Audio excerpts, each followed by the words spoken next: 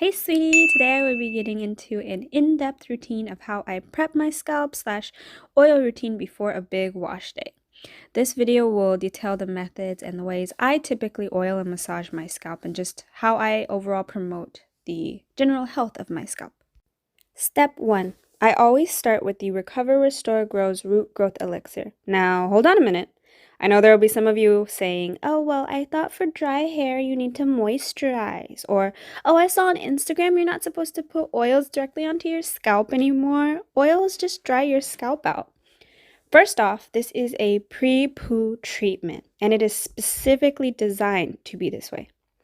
Growing up in the salon with a licensed cosmetologist, I've always seen my mom use this method, especially on clients that are looking to grow their hair back.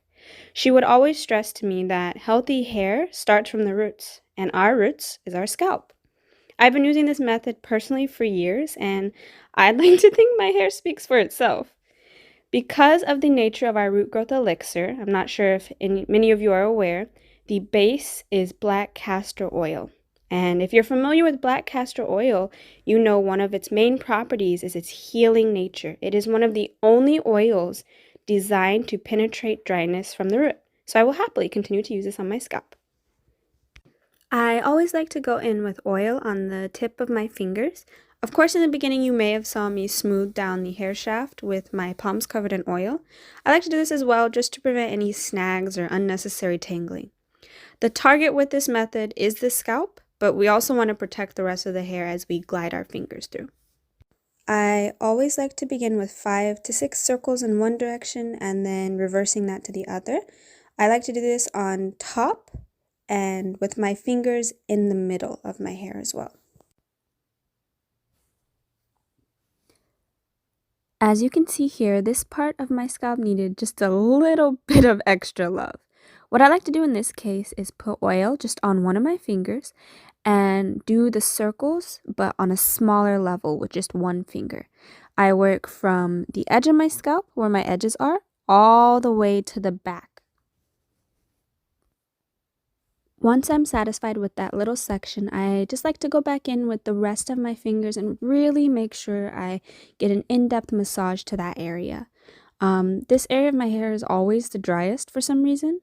It could be that this is the side that I'm more prone to sleeping on. Because of the thickness of my hair, I find that sometimes I like to go in with the oil directly onto my scalp. I just find for me, some areas it works on my finger to target it that way, but other areas it just needs a little extra. It needs the full force of the oil right onto the scalp. As you can see here, I just like to go back in with 3 to 4 of my fingers, really using the circle technique. With the circle technique, make sure you are not scratching, but you are in circles. Nice, big circles each way.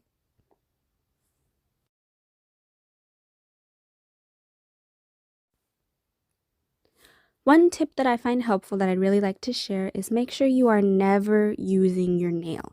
You always want to be on the pads or the tips of your fingers. If you think about it this way, your scalp is the most fine and the most sensitive piece of skin on your body. So you really want to make sure you are doing everything to protect that and not scratching that up, because that too can lead to hair problems in the future. As you can see, the snow is definitely heavier in the back for me. You can see the flakes. But here I really like to make sure I target the nape of my neck as well, because that part, especially for me, is more sensitive. In this next section of our video, I'm just going to section off my hair. For me, these parts don't have to be completely perfect, but this is just going to give you a more in-depth view of how I target my scalp, especially from the back.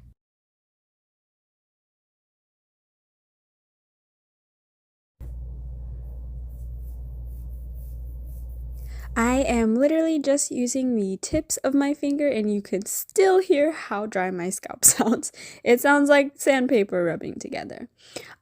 This method is very good for a pre-shampoo, but I also like to do this if I am typically wearing my hair in a braid out every 1 to 2 nights, just depending on the dryness of your scalp. I find that this really helps as well.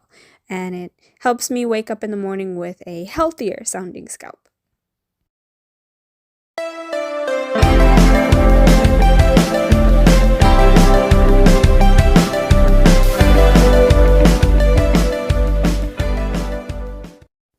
Here, this section needed a little extra love, and as you can see, I was getting a little too into my scalp massage that I forgot I was recording at one point. But when I go in with my scalp massages, I like to go all in. I like to pamper my hair like it is spa day and I am getting the best massage of my life.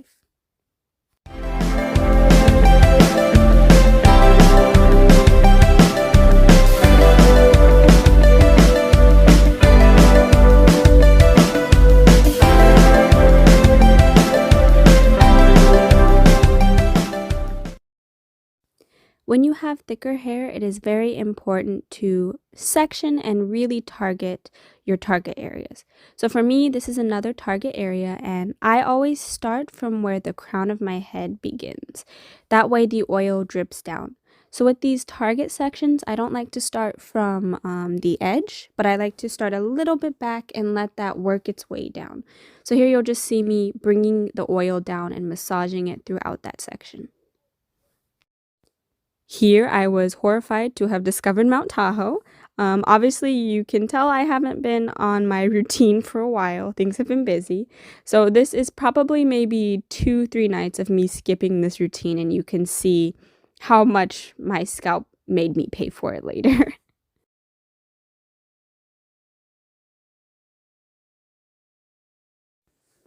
And that is pretty much our routine. So this brings us to the end of the video. Let me know what you think. As you can see here, I was feeling myself a little too much, forgetting wash day still light ahead. I actually did pull my hair back into a ponytail and I went about the rest of my day this way. But if you're preparing for bed, you can always just put your bonnet on. Thank you for watching, and if you'd like to see what a typical wash day looks like for me, please let us know in the comments.